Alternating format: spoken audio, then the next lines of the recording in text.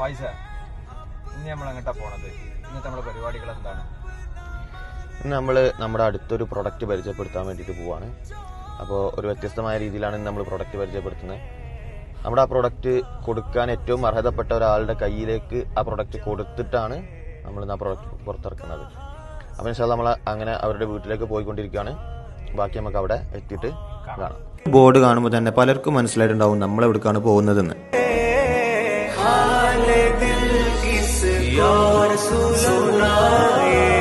അങ്ങനെ ഉദ്ദേശിച്ചാണ് ഫസ്റ്റത്തെ ഞങ്ങൾക്ക് തരാന്നുള്ളൊരു ഉദ്ദേശമുണ്ട്.